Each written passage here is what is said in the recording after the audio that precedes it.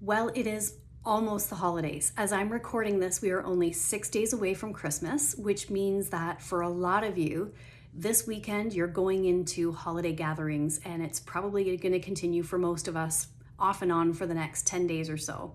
One of the biggest things that I hear from people is that they hate come January and they step on the scale and they're 5 pounds heavier or more.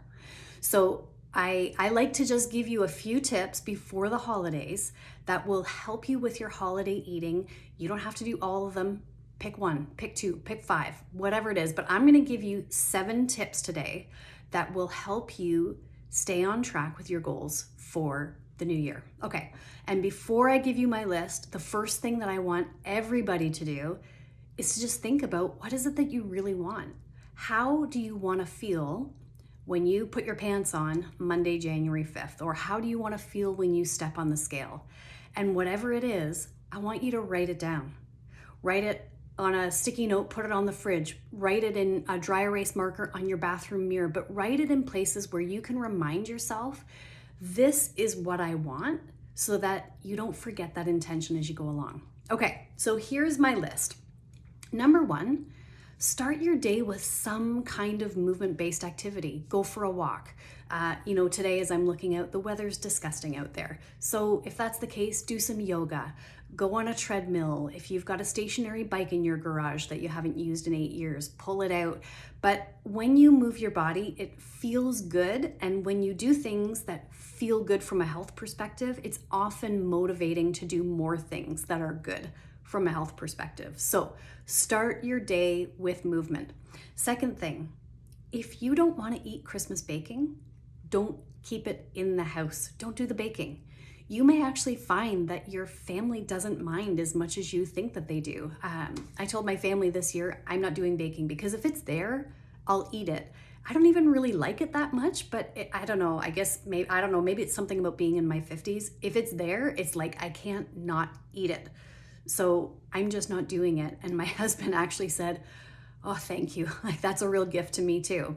So if there's something that you need for a family gathering, go buy it just beforehand. Or if you're set on baking it, bake it just beforehand and only bake what you need for that dinner.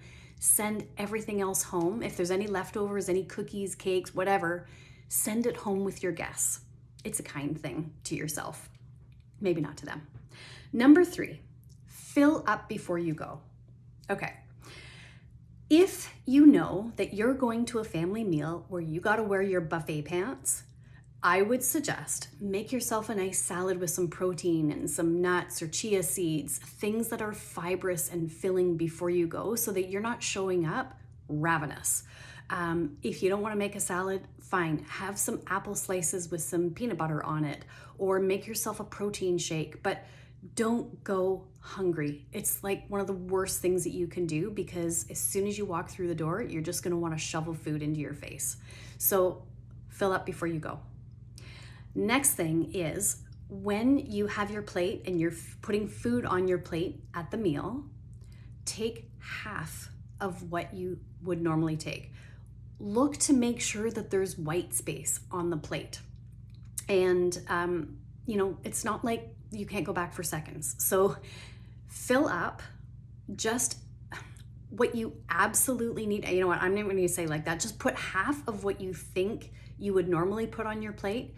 Go sit down, eat slowly. I love how one practitioner said, you're not a snake, chew your food. And research actually shows that people who chew their food slower have way better metabolic health. And more importantly, it gives your body a chance to kind of give those I'm full signals to your brain before you end up overfilling and then you regret it after. Number 5, eat your veggies first. So this is actually a gut health thing. When you eat your veggies first, it is better for your gut biome. It's better for your gut health. And I just think that it also, you kind of make sure that you're eating the good things before you maybe put the bad things in there. Not that food is bad, but you know what I'm saying, right? Eat your veggies first, then your protein, then anything else. Number 6, move after every meal.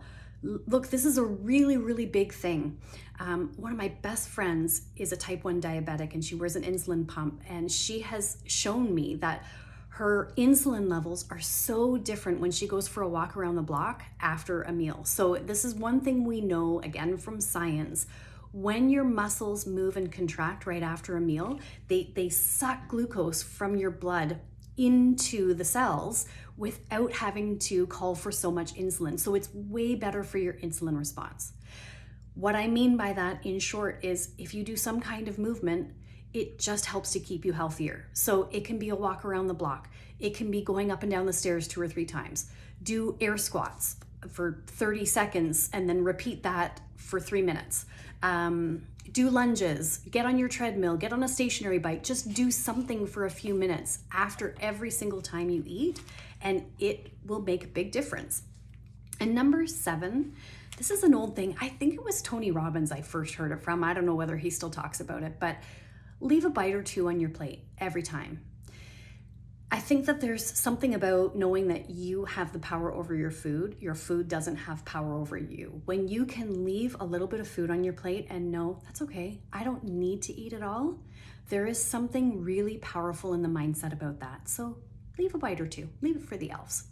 I hope that's helpful. Like I said, you don't have to do all of these. Don't feel like, oh my gosh, here's like another list of things I have to do. Just pick one thing that would be easy. If you can do one thing, pick 2 things, pick whatever.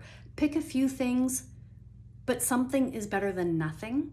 And more than anything, I just want you to get to January feeling proud of yourself and feeling like, okay, I had a great holiday. I really enjoyed myself. I enjoyed my eating.